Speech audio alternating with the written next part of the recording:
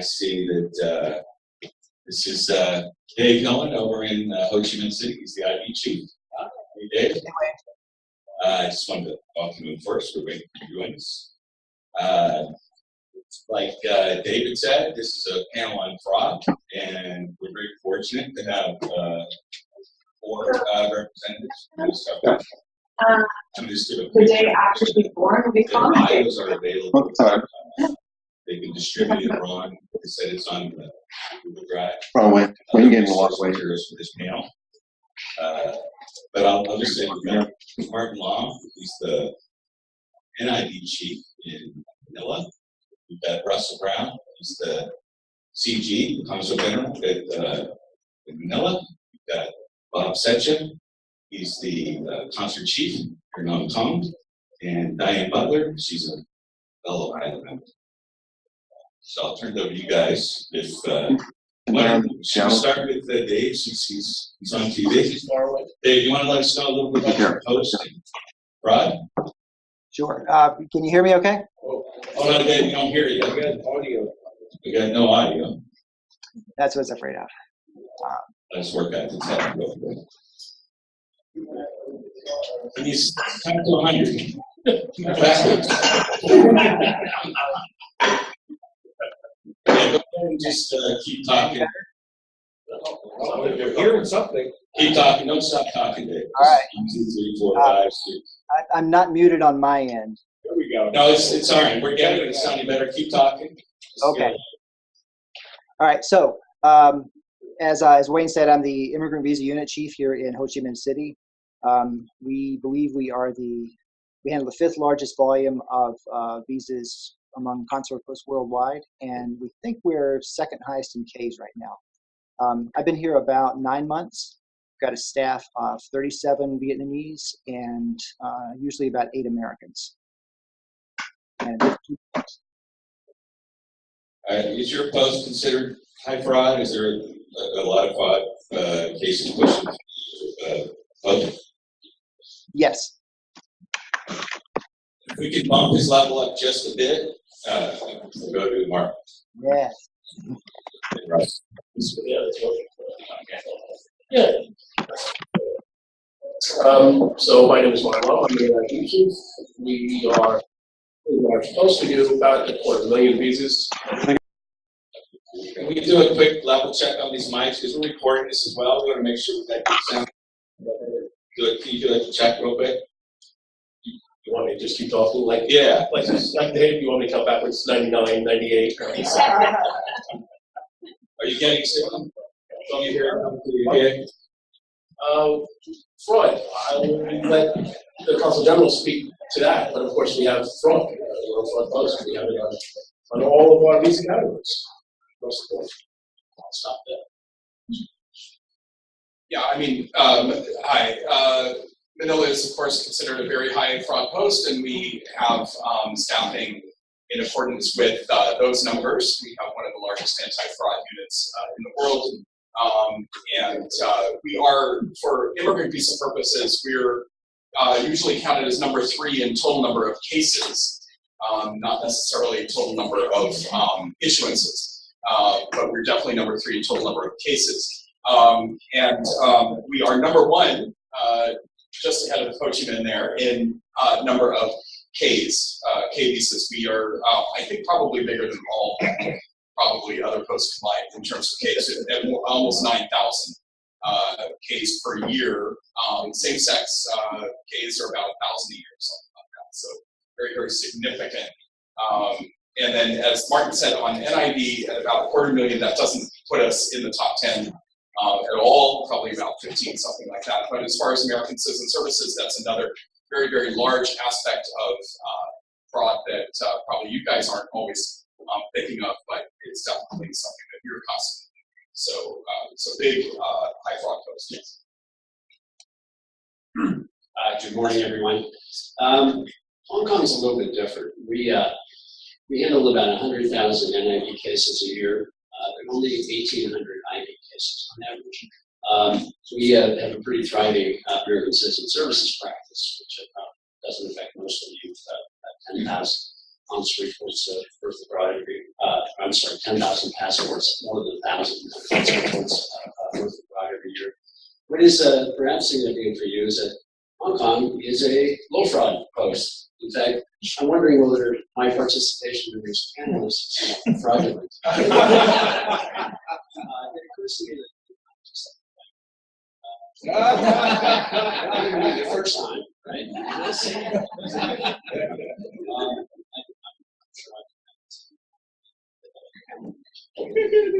just misrepresentation. Shots.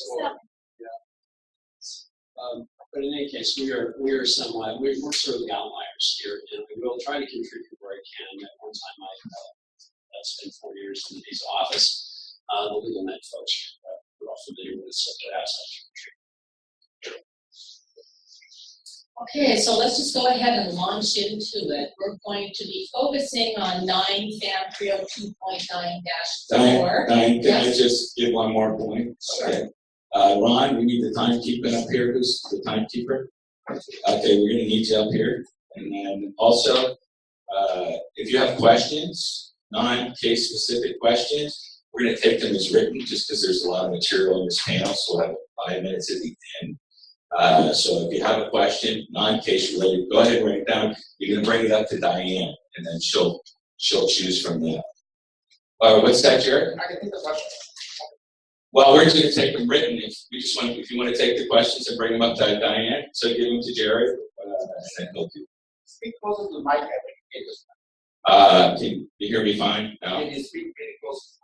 I'm speaking really close. Is that a joke? Okay, Can't get a break. Rodney Dangerfield. So go ahead, Diane. okay, speaking of which, we're also focusing on INA 212A6C1. So if you hear us discuss 6C, that's the provision we're talking about related to fraud and misrepresentation. And we don't want to discuss these issues in a vacuum, and we're going to focus on 3 different types of activities. Activities related to work, study, and love. And in terms of work, we're going to distinguish between what are considered to be petition-based adjudications. For example, somebody who's already got an H-1B petition approved, L1, O1, as opposed to non-petition based, which is generally the B1 or B2 application. So, first of all, would you each please comment on whether you view fraud differently from misrepresentation, or it doesn't matter fraud, if you material misrepresentation, you're just inadmissible. Martin, do you want to start with that? Sure. Yeah, we do view them differently because the FAM says that they're different. And before I say anything more, I should say something more important than any of this, which is what I say here today are my own views. They're not the U.S. government views. I'm not here representing or speaking on behalf of the U.S. government, and anything I say has nothing to do with U.S. government policy. Okay, so these are my own thoughts, and they can't be construed in any way to bind the U.S. government. All of that out of the way. We Ditto. Those problems, yes. We of course view them differently. Fraud has a willfulness and intention to fool someone, whereas the misrepresentation is simply that you are telling something that's factually untrue. That's really the way we look at it. So from our perspective, they're different. Do we treat them differently? In the end, that's a fact-specific situation that I can't really talk about without having facts in front of me. But yes, we treat them differently, and they are different. Okay, so there was a change to the FAM in March of this year, the end of March. And one of the changes focuses on whether or not the person would be permissible based on the true facts. So, you know, as attorneys, we always think our poor clients were just misunderstood, or you were just so busy you didn't have time to ask them the right questions. One example would be someone who says, who is asked, what are you going to do in the United States? I'm going to work. When what they really mean is they're coming on what we would call business. We know work is a word. That's what clients say that they're coming to work. If they're not coming to, if they don't have petition-based approval. So if a client has been denied, this would be a B1 situation, and because they have told us, they denied me after I said I was coming to work, and they wouldn't let me give any more information. We may want to contact you to facilitate their submission of their application. How would you view that situation, Martin? She's the one long joke. Yeah. Well, okay, so generically speaking, reapplications are the way to handle a denial or a refusal. We are going to be refusing them, presumably for one or two reasons. Either they're not credible, or they are attempting to do something outside the bounds of the visa classification. So, taking, broadly speaking, your idea of work versus business, we're going to be asking them questions about what they're going to be doing. And if they can't acquit themselves well, that, remember, for your clients, from our perspective, for your clients' interests, the interview is the most important thing. They need to be credible. They need to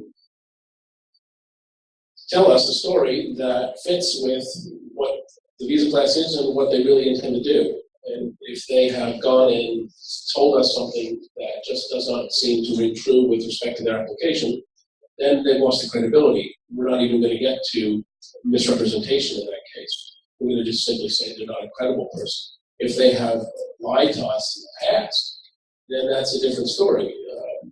I'm assuming, though, that they will have had an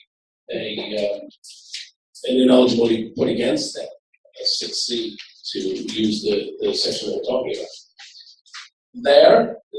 Those are difficult ineligibilities to overcome, and the applicant has to do their best, which is to be credible, which is to provide us with a reasonable and fully truthful set of answers to questions. They can't be economical with the truth, either thinking they're going to make a misstatement again, or their employer has counseled, well, don't talk about X. That's the wrong way to go about it. The best way is to be forthcoming and to respond fully to the questions we ask. If I ask you, why are you going to the United States? The answer shouldn't be meetings. The answer should be, I'm going to meet with my colleagues and we're going to be discussing sales in the fourth quarter. Something that is actually responsive to the question that's asked. This is not the time. You have a very limited amount of time as an applicant, and you need to be convincing the officer from the very first that you are a trustworthy, reliable visa candidate or applicant. So that's where I'll stop. All right, and in terms of discovering what the true facts are, we have seen very recently proposals that the DS-160 and DS-260 may begin to require all of the social media handles that a person has used in the last 5 years. Are you currently looking into social media to discover what the true facts are? Let's start with David. David, are you there? Yes, I am. Yeah, David, mostly with IB issues. Right. To be honest, I don't think we've really noticed any change so far in the way we're able to look at social media information or the information that we're been able to get from it. Normally, we have kind of a lower tech approach. When we do a fraud investigation, we'll physically go to the beneficiary's residence and say, "Show us your phone." So the changes to the application forms haven't, and I don't expect will really affect what we'll be able to do in terms of developing information. Okay, so you already are looking into social media to some extent. That's right. All right, any other comments from others on that topic? Sure, I can speak to this a little bit. So the proposal, there's a proposed rule that has made it out into the press and that kind of thing about adding this information to the DS-160, the DS-260, things that would provide more background on someone, those kinds of things. This is all done with reference to keeping our borders safe, knowing who we're dealing with when they come to apply for a benefit from the United States government. Please keep that in mind. In terms of the how we do it, in terms of what we will do, these kinds of things, that hasn't really been worked out yet. We do use some social media to in the course of fraud investigations to look at finding out whether or not the person that we're dealing with is exactly who they say they are and exactly what they're saying in publicly available fora. Okay, so there are lots and lots of folks out there who will brag about their their success in fooling the consular officer on their social media that is publicly available. And yes, we will look at that, and yes, we will apply that to a determination about whether or not a visa should have been issued in that case or not. That is true. So we in fact are already using what's publicly available, just like we would use anything that's publicly available. Right, okay, there is one other provision under this section, which is the post files exception, which says that if the truth of the fact is readily available through consular systems or files, it cannot be said that the alien's misrepresentation intended to cut off a line of inquiry. So can you confirm, Russell, can you confirm Sure. that prior DS-160 was for this exception? Look, anything that is readily available to us in our consular consolidated database, so any information that we have on an encounter with that person, with that applicant, or anybody associated with them on their application, including phone numbers, including all of the information that they have submitted, that is considered post files. That is readily available to us. Great, thanks. Okay, so I'll take over this part. This is we're going to cover timely retraction. We're going to kind of segue into alien filing. That is 6E. So I'm going to start off with the warnings. Warnings required before an applicant defaulted for felony timely retract, and understanding that there has been some revisions in FAM over the last 2 years. And if there is a warning, is there a mandatory warning? What type would that be, or what type are you using? I'll start with you, Mark. Sure. Are warnings required? No, they're not required. If we think, when we are interviewing someone, if we think that they are telling us a fish tale, then we're going to say something along the lines of, why don't we take a moment here and stop? I'm asking you a fairly simple question. What I need from you is an honest, truthful answer. And it sounds to me, from what you're saying, that we're getting away from that. So why don't we think about it? Why don't you take a moment and think about that? But that's going to presume that I know, or the officer knows, that something isn't right, where something is close. The distinction between being a bank teller and being an assistant branch manager. I'm never going to know that. I doubt that it's going to matter very much, but there's lots of times when things are said that I simply won't know until the day after the fact. So the timely retraction will have long passed because I will have already asked questions. So if the short answer is, if we know something sounds a little bit wrong, we may caution someone about their responses seem to be somewhat incredible. But if we don't know about it, we don't just sort off every interview with sort of very unfriendly to say, now listen, don't lie to us. You told us 10 times you're going to tell the truth. This is your last chance. It's not a way to start off a productive interview. It just puts people on edge.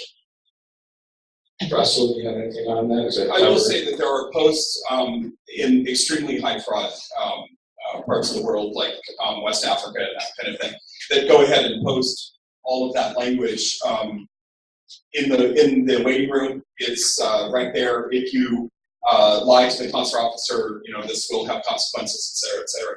We don't find that just to echo what Martin said, we don't find that in our situation, in our context, that's necessary. I think, though, that there is, certainly in the environment that we operate in the Philippines, we've been doing this a long time. And Manila has been one of the biggest NIV posts in the world for a very long time, and one of the biggest IV posts. And the understanding and sophistication in terms of the applicants and those who represent them and that kind of thing, you know, these go back now generations in terms of family ties and family reunification and these kinds of things. And I think that there is an understanding that if I lie about who I am, if I commit willful misrepresentation, that somebody's going to catch me at some point. However, that does not stop anybody from trying. Yeah, there's a chart that we put in on the Google Drive that tracks the changes to timely retraction in the FAM for I don't know, at least 20 years it was, where you had an absolute duty to warn of the consequences. I think it's at the outset. Yes. Yeah. And I know that from my own experience, even in Cambodia, that wasn't done. Matter of course. And then it evolved. Interestingly, if you track it on the chart to you must be warned, but it's once you're aware, and then it went to should be warned at the onset of the interview. Now it's back to should warn and confront. That would be when you know, again, not posting. Some posts we talked with, they have a warning posted they've had that just says tell the truth. But that's not, the consequences are important. It's not in the family anymore, but they have an attorney general decision that's also online where they said because it's so dramatic, the consequences are so absolute, potentially for IVs for sure, and even for NIVs that you're permanently barred, that was the idea of giving one. But obviously each post is different in terms of how that actually works. But how would you look at, with that in mind, how would you look at either old fraud findings that were made in the past or weren't made, and that now they're going to timely retract today for something they said in an earlier interview or wrote on an earlier application, 10 years ago when the old FAM was in effect and there was that duty to warn. And I'll ask each of you, I can answer. Want me to ask David first? Yeah. Dave? Sure. So I don't want to evade the question necessarily, but I want to say that this almost never comes up for us in an immigrant visa context. We are dealing mostly with relationship fraud here, and we don't really get to make the 6C finding ourselves. That goes back to USCIS. So by the time, you can argue, I suppose, if you want to timely retract from them, but for the most part, that's not a call that we're making. And then I'll say just from my NIV experience, in my experience, 6C really only comes up if you've already decided that the alien is otherwise qualified for the visa. So in most instances, if the issue comes down to one of credibility, you don't believe that the applicant intends to abide by the terms of the visa. That's kind of a looking forward sort of perspective, and a lot of people would just move that to 214B. If you're talking about a previous misrepresentation, at least on the immigrant visa side, most cases the hit would have been entered by USCIS, and you don't have a discussion about retraction or not. You just say, here's the waiver process, and you move it in that direction.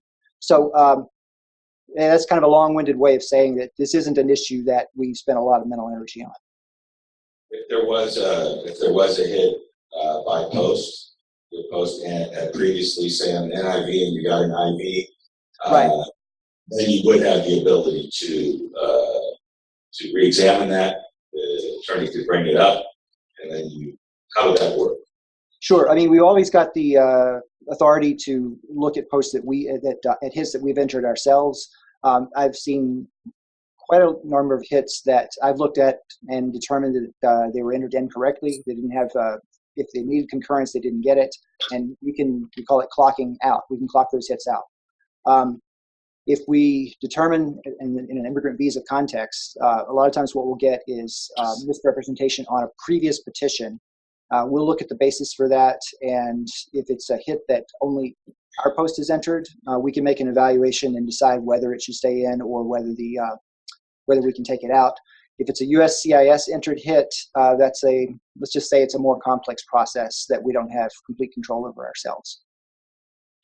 Okay, so I'll turn this over to the other folks on our panel. If I could just add this component that where somebody may have to get a B visa, said they were married to somebody, and now later they're coming to get a visa, and they weren't really married to that person when they did it. That probably comes up a fair amount of times. How would you look at that in light of what David spoke? So what all this comes down to, of course, is what we had just talked about in the last discussion, which is materiality, right? So it's in the context of the individual case. So does the misrepresentation have direct and objective significance to the proper resolution of the alien's application for a visa? So an example would be, I think this is similar to what you just said, Wayne. Like a beneficiary attempted to hide a prior marriage. This is, of course, something that we deal with a lot in the Philippines because this is a country that doesn't have divorce. There's only 2 countries left in the world that don't have divorce, that's Philippines and the Vatican. So there's all kinds of interesting workarounds that are specific to Philippines case processing, one of which is fake death certificates. So the convenient death of a prior spouse in order to take advantage of current immigration benefit, whatever it is. And for a long time there, Philippines was renowned for having large-scale disasters such as ferry sinkings, where hundreds would be killed, quote, all at the same time, and there's no registration, right, for who's on the ferry or whatever. So it was very convenient to say that, my spouse was killed in that unfortunate ferry sinking, and that kind of thing. Now they will, of course, reappear years later. That's a miracle. But anyway, so an example would be. Let's say an applicant submits a fraudulently issued genuine document. And that's something that we also, in our context, I would imagine in Vietnam, that is also the situation where there is lack of control over the genuine documents.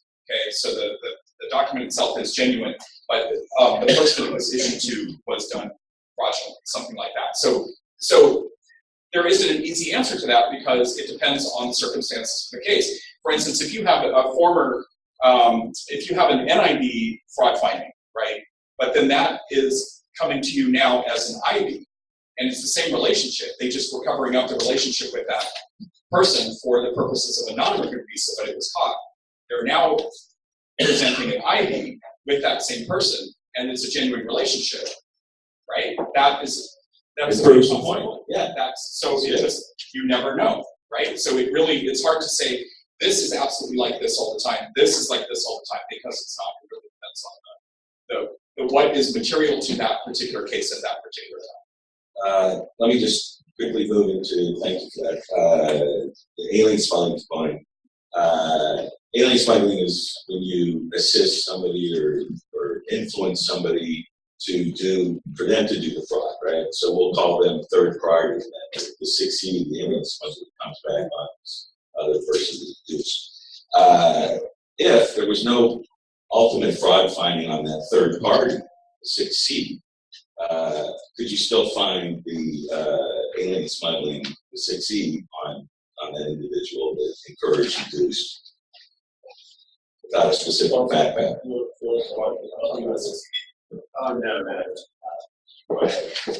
Okay, so if There's something else I want to say. oh, okay.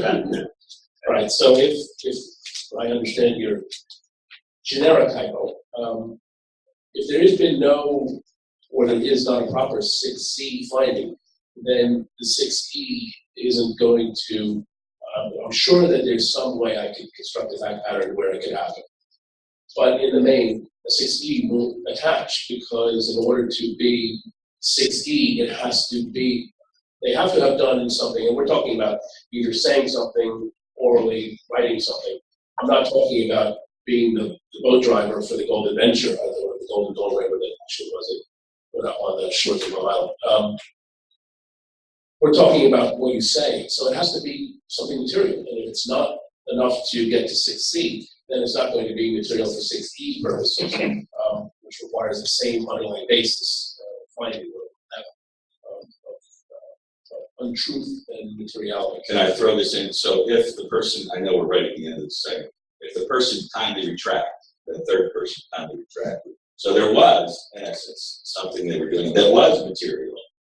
Did you find a 6C on the person who's first? So the 6E person lied about something No, material. the 6C person is not 6C because they timely retracted. Oh, I'm not really married to them. Say it was relevant. It was material. I'm not really married to them. You get the 6E? You could. 6E is a very powerful provision in the INA. And so, yes, it would, again, this is highly fact specific, but yes, that just because the 6C doesn't attach because someone cured doesn't mean that that would flow. There's no way, you don't actually have the ability to finally retract for the 6C. Right. The aid and abet thing, that's a one and done situation. Now, in the real world, are we going to spend a lot of time on that? Probably not. We have a lot of people, and again, talking about my posts, I can't talk about other posts. We have a lot of people to get through. We don't have a lot of time to spend drilling down on people unless we think they are involved in something significant. If we think there's some type of fraud ring or that scenario, then we're going to spend more time on it. But that's not also going to be my unit. That's going to be fraud prevention unit. So. Okay, thanks, Martin. We're going to go to Dan, but Bob, did you have any comment that you want to say just for later? No, I can actually. Okay, perfect. So Diane, you might. All right, so we are going to talk about another recent change in the FAM, the 90-day rule, which is 9 FAM 302.9-4 B3G. Okay, so the 90-day rule relates to activities that occur after a person has been issued a visa and has then arrived in the United States and has undertaken activities inconsistent with the issuance of the visa. Our clients, not infrequently I would have to say, ask us, how will they know? So, putting this in context, let's take a look at one brief scenario. A person who comes to the United States to go to Disneyland and ends up taking unauthorized employment. First, how do you know, and how does that play out under the 90-day rule? Martin? Okay, thank you. Okay, so let me make sure I understand the question.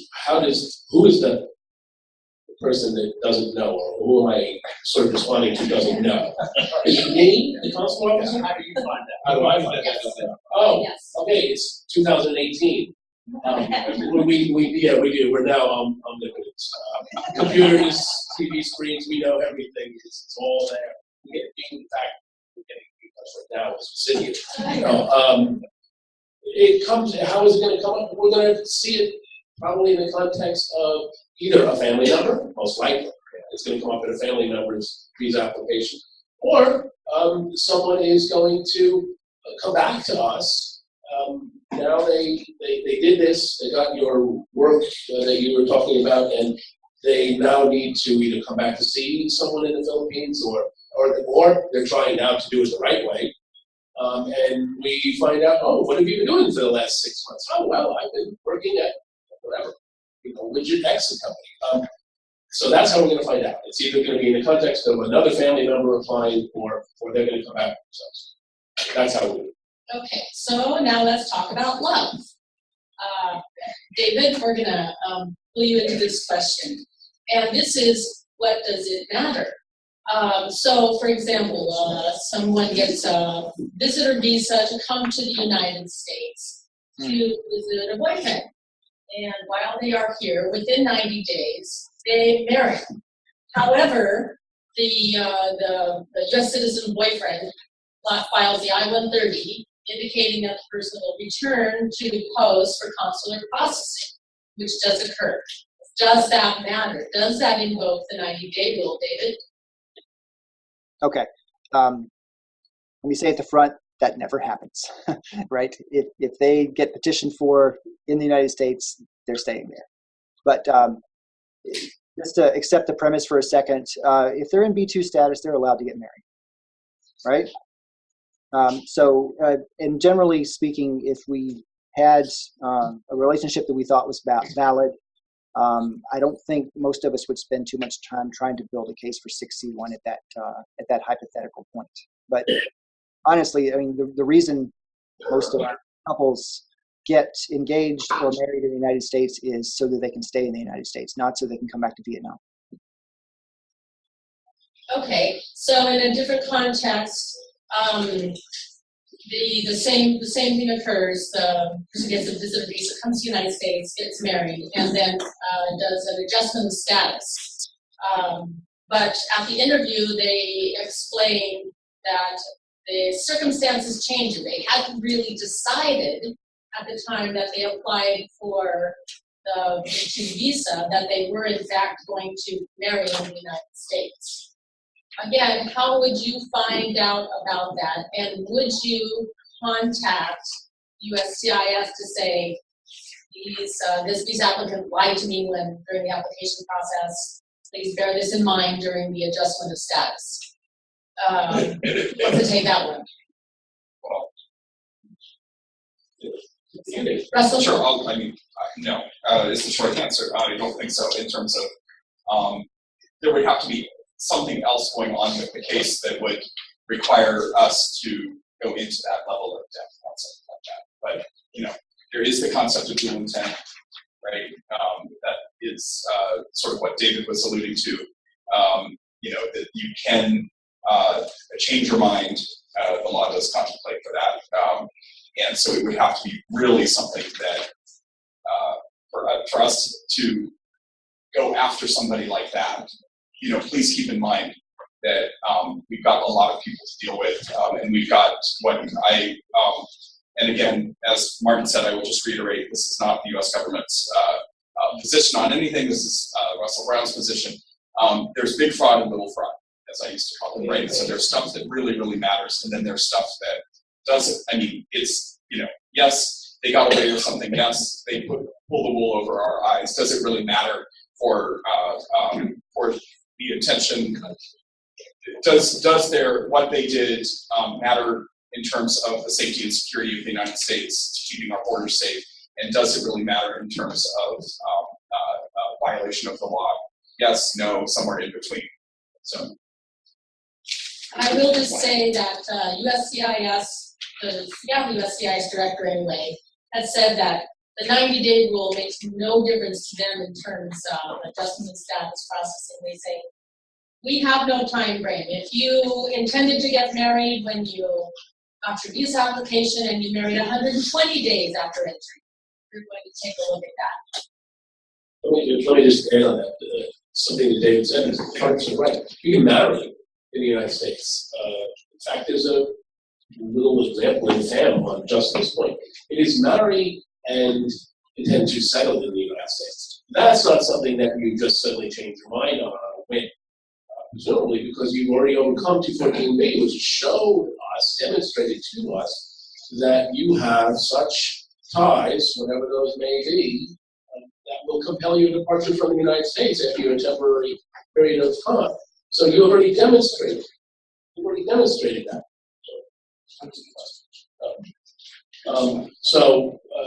It's that second part of it, which is intending to settle in the United States, that you don't do on a whim. All right, thanks. I just want to ask this, I'm going to cut off some of my time on the next one, just to follow up a little bit. So at your post, Dave and Martin and Russell and even Bob, do you typically, do you have a lot of people requesting visas to marry in the U.S. on a visa that are going to return? Do you see that much on your posts? And do you deny those if you get them, or they typically approve them? Go ahead. Dave, start, then Martin, then Russell, and then Mike. No, never. Never.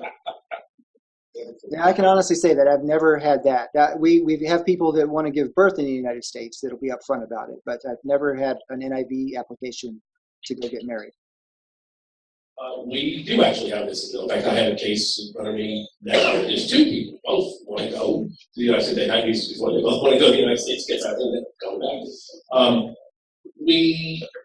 but those both Filipino. We do see cases where there's an American in the United States and the Filipino wants to go and get married, but says that they have no intention of staying there. It's really rare, but we do have that. And do they get to go? Do we give them visa? Well, it's fact specific. They can demonstrate to us that they've got such a situation that makes it likely that they're going to come back, and they have convinced us they're going to come back. Sure. I screwed up my hypo. I should have said where it's an expat American citizen, where they're going to return. And that we do see. And I know sometimes it's hard for consulars to make the jump to Cambodia. They ultimately did. But Sure, but remember that at least with our post, there is an enormous American expat community that is permanently based there. There's more than 350,000 Americans in Philippines permanently based there. That doesn't count the extra many, many hundreds of thousands of Americans who visit annually. So the possibility of there being truth to the fact that somebody wants to go get married in Guam, sure, to an American. It's going to be tough, though, for them to establish, or maybe not so tough, depending on what we know about their case, that they are based in the Philippines and they have no intention of staying in the United States in adjusted status. Yeah, and I just say in Hong Kong, going back to what I said at the beginning of the session, Hong Kong is a low fraud post. We have a really good applicant pool, especially if you're talking about those Hong Kong SAR, Corporation National Overseas Passports. It's not at all unusual for Hong Kong residents to get married in the United States to American expats. We observe 4 to 10. We don't generally refuse visas to people simply because they're going to be here in the U.S. and concerned that they violate the terms of the Thanks. It's a dual intent, present intent to visit. That's what you may have a future intent to immigrate, but if they're eligible for D. So I'm going to jump into the spousal case. Dave, you're going to be up first in terms of meeting the relationship burden. I'm going to give you a compound, Dave, to tie the first 3 questions together. Are all consular returns for fiancés and spousal petitions returned to USCIS based on fraud or misrepresentation? That for cases that were returned for less than fraud, okay, so for example, do not have evidence for a continuing relationship. How do you apply this in light of an approved petition being prima facie evidence of ineligibility for a visa? And finally, what are some examples of ineligibilities less than fraud and misrepresentation? Okay. That have to do with relationships. All right. First off, no, not every petition that we return is because of fraud or misrepresentation. We do have a lot of petitioner deaths or withdrawals that they go back. But of the remainder, almost all of them are returned on the basis of evidence that the relationship is a sham. Second part of your question was, oh, right. Okay. I want to record for the record my strenuous objection to the term less than fraud used to describe relationship fraud. In Saigon, we call it fraud, and it's about 95% of what we spend our time investigating. And in terms of, your question was what, how do we send this back in light of the petition approval being prima facie evidence, etc. Prima facie, as you know, does not mean irrefutable. So when we do return a petition, it's based on evidence that we've developed in the course of a fraud investigation that the relationship is a sham. Examples. How much time have I got? Yeah, well, not that, just 3. Okay, sure. I think probably all the consular officers on the panel could spend the rest of the time you have telling you stories of what we found in fraud investigations. But to make it as brief as possible, fraud investigations in Ho Chi Minh City are either a parallel interview, either in person or by phone, or what we call a site visit, where we actually go out to the beneficiary's residence and talk to them and look around. We spend a lot of time looking at people's phones, at chat records and the photos they've got saved there. How are you looking at their phone? Is it you grabbing it from security outside, or? So usually what we do is when we go into the house and talk to the beneficiary, we say, would you mind showing us your phone? And the beneficiary does that. So I get very high rate of cooperation here. So I think you can imagine the types of things we find, like in chat records, in the cases that we do send back, we'll see very detailed accounts of payments that a family member made on behalf of the beneficiary to the petitioner to induce him to file a petition. I remember one case where the beneficiary's phone had a chat with her boyfriend where she was saying, yeah, the relationship with this guy, it's a complete sham. My family paid him $40,000 so that I could go work in the United States and send money back. And then I think the best information is from the actual visits to the beneficiary's house. And I'll give you just a couple of examples. In one case, we had a CR1, and when we arrived at the house, the beneficiary was having this really loud argument with her sister. Sister was really angry, so she came up to the investigation team and just said, yeah, the relationship with the petitioner is a complete sham. He's actually the boyfriend of another sister of ours who's living in the United States. And then she gave us pictures to prove it. In another case, it's one of my favorites. We were visiting a house in a village out in the countryside. It took a while to get to the place. And when the team got there, they saw a big crowd of people gathered who were dressed up for a party. And there were some banners placed around the area. And they saw the beneficiary's name on one of these banners. And then there was another name too. It was a male of someone other than the petitioner. So somehow they had stumbled into the wedding ceremony between the beneficiary and somebody other than the petitioner. And when you do as many investigations as we do, I guess the law of averages says you're going to do that eventually. But that was a fun one. So look, you're not going to get everybody's stories, I guess, but I can see. Would you guys like to see a panel sometime where we just talk story about? Wouldn't that be good? 2 hours. Look, one final point. I'm sorry. I picked some of the most blatant examples, but I do want to say that these were not very hard to come up with. One day last week, I sent an email to my guys just before lunch, asking them for a few stories.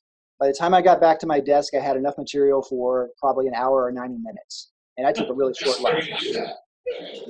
I'll interject just as a practitioner from dictionary. That's the first thing I do when I meet a new client when they've been dynamic concert sections. I say, let me see your phone. I look at it right away because I want to know that I'm dealing with the righteous person. So it's an easy cut to the chase. We also do relationship checks on them. I've got them. I split them into them, and I'm going to find out what the relationship on Friday. So, but would you guys like to comment with that? Did David sum you up very well? Let me throw this down in. As consular officers, we know there's this debate about bringing USCIS to this final day just to communicate petitions and get the DOS out of the picture.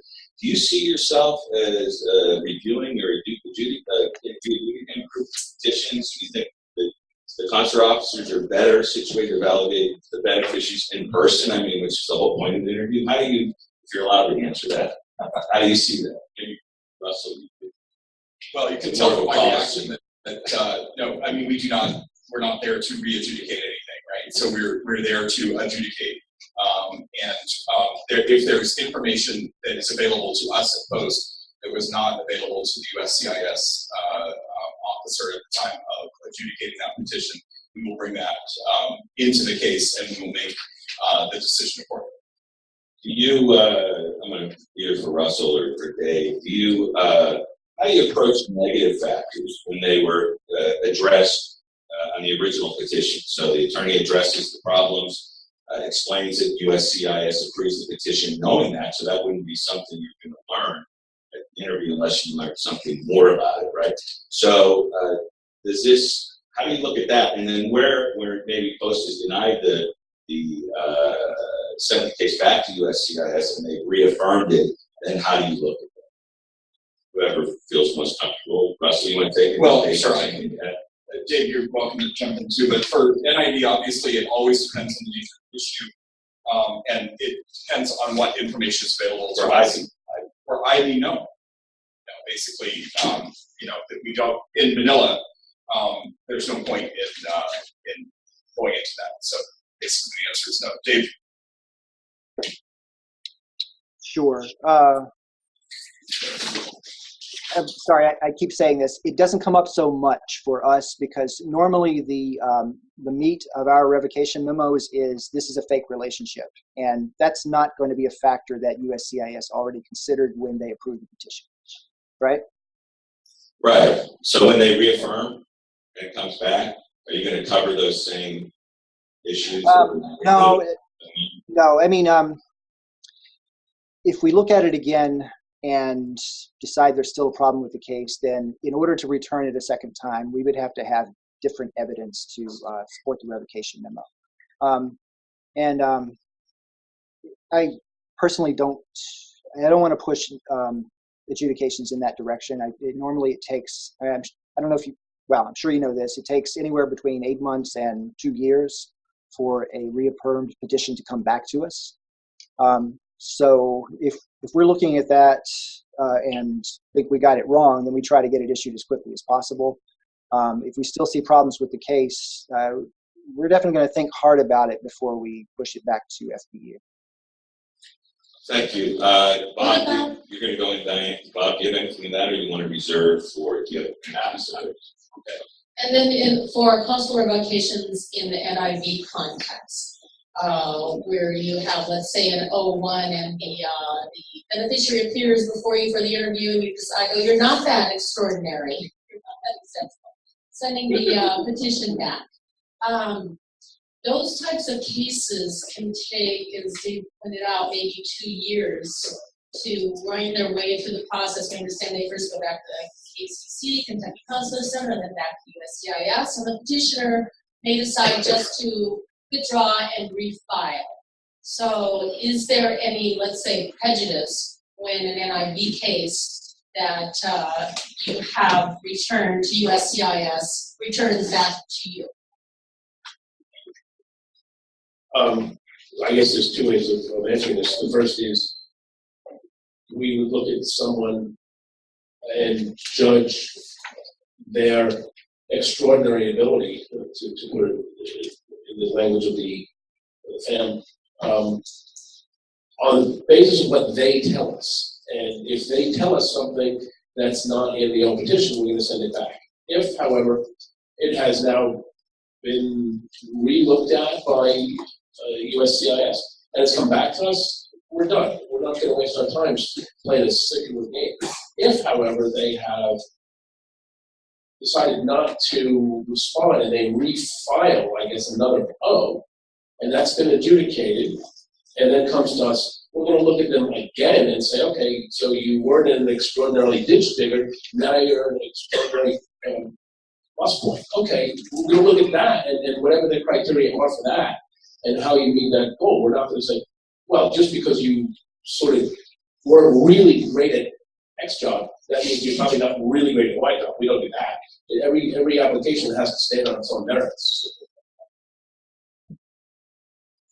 Okay, and just, we've gotten a lot of really good questions here. Many of them are fairly detailed. We won't have a chance to get into them, but there is one sort of theme that I think weaves into our summing up here, and that's whether, other than publicly announced measures like BAM or changes in the State Department, whether you feel that there is any pressure to tighten up the standards or deny these applications, more so under this administration than previously.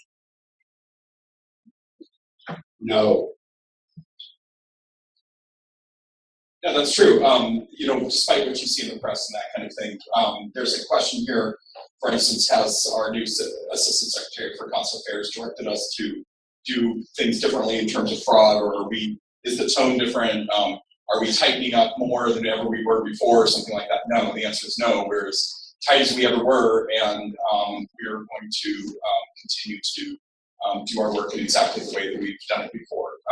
Now, in terms of, there is, you know, country-specific type stuff that you guys are all aware of, that's making its way, you know, to, you know, run the Supreme Court and that kind of thing. But the countries that you're dealing with aren't necessarily directly affected by that. So we just don't see any effect of that on our processing.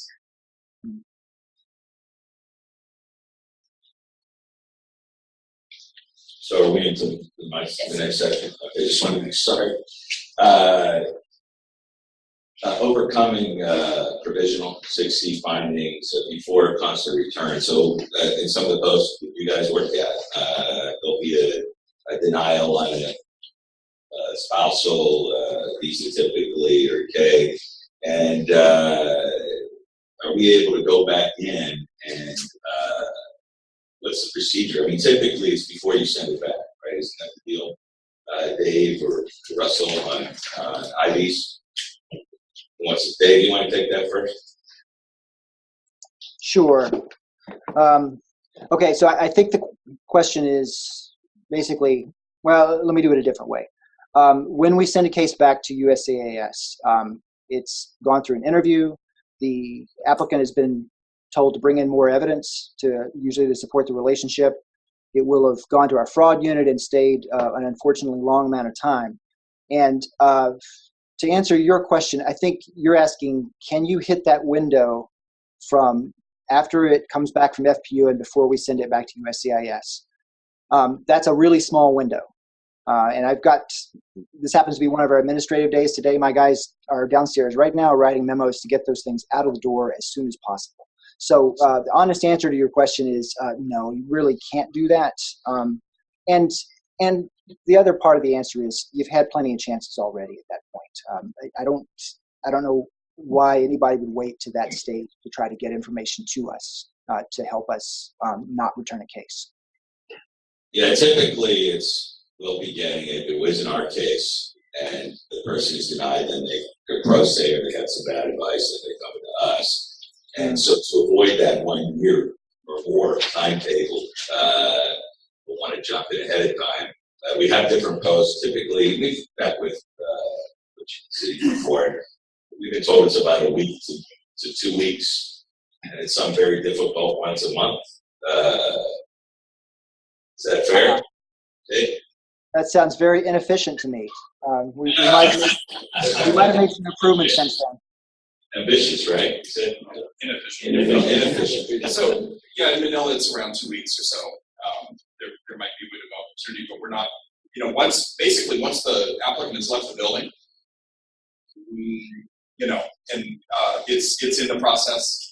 Obviously, folks can try to get into this very, very narrow window, but is there going to be enough that's going to really make a difference in the case? That's the question. Well, that would be like getting an injunction or something. You have to show it's likely to succeed. I mean, in my history, we've done tons and tons and tons, and they issued visas, so it hasn't been for naught. Right. If you can establish that as a practitioner, you're knocking on the door. This really matters, and it's likely. Okay.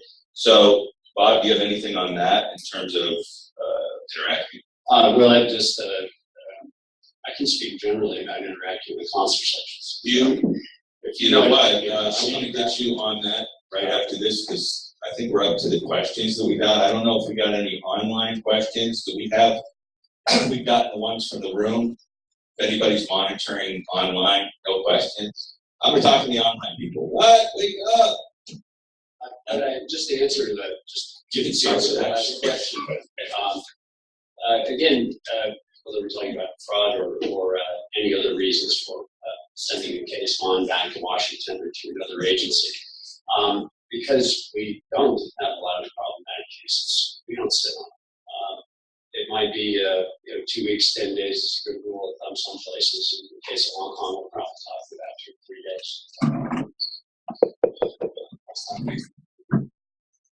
So Diane, do you want to take the questions? We got 5 minutes for that, and then 5. Do we have enough time because we had a late start? No. 2 minutes. Okay. Draw the questions. Pick one.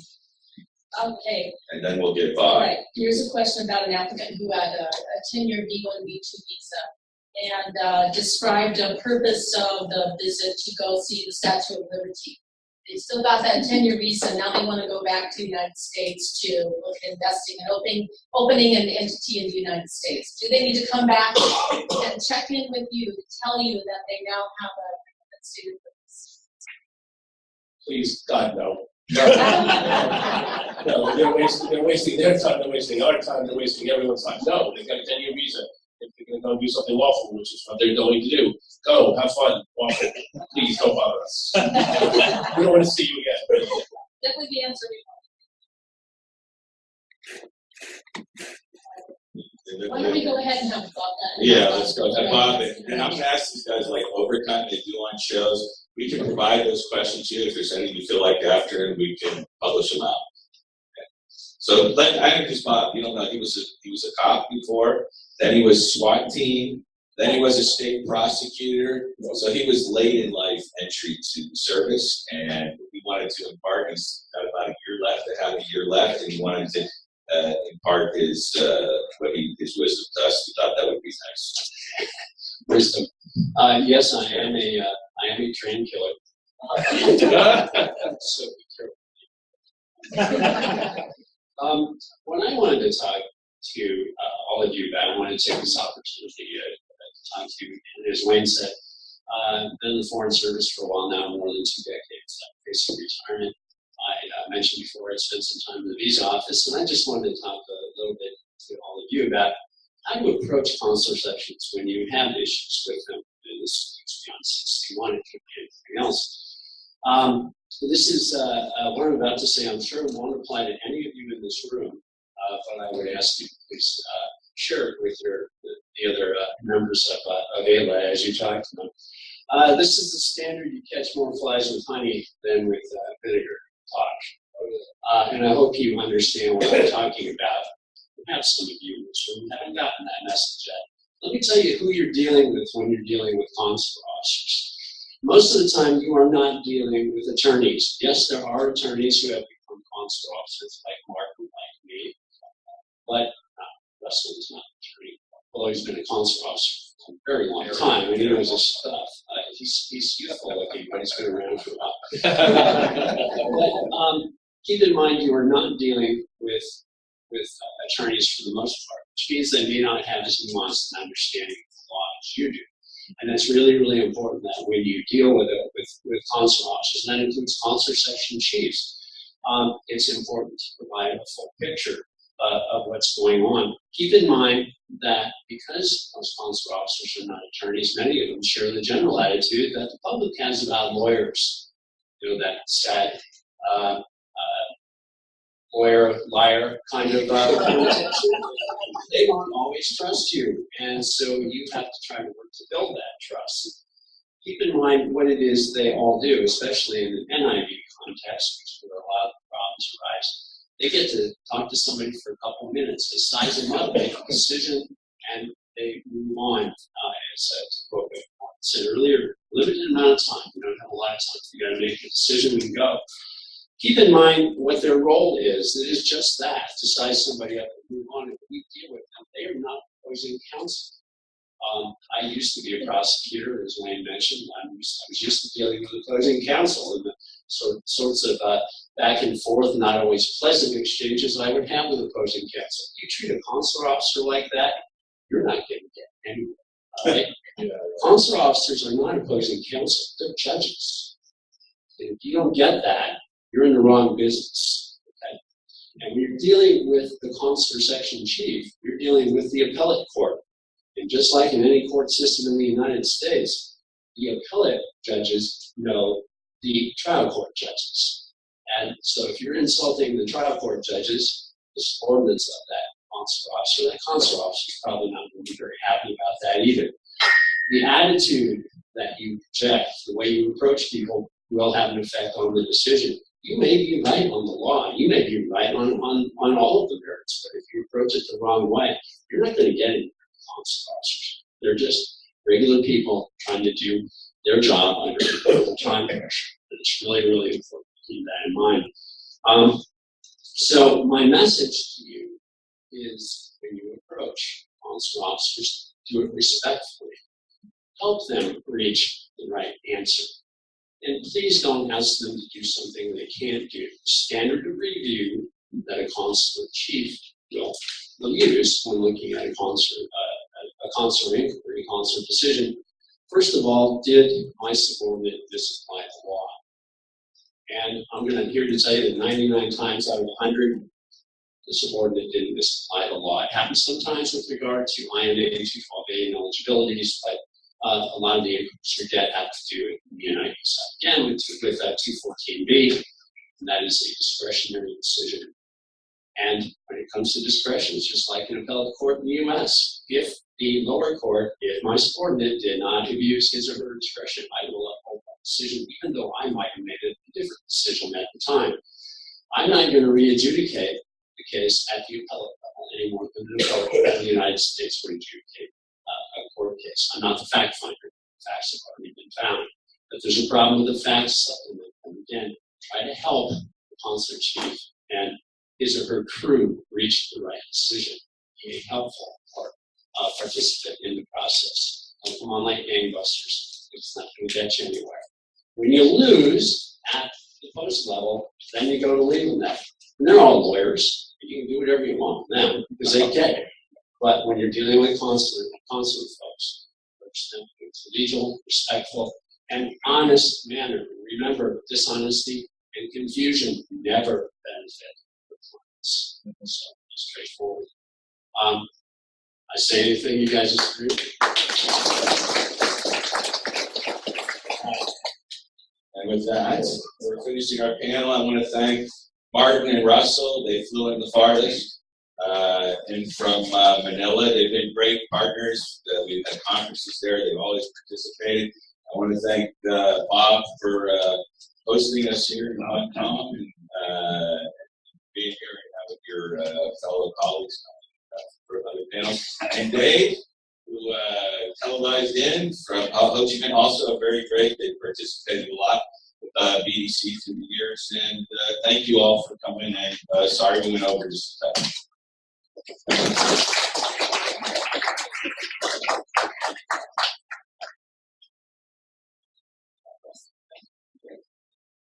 Next panel we get in about 10 to 15 minutes. 10 minutes.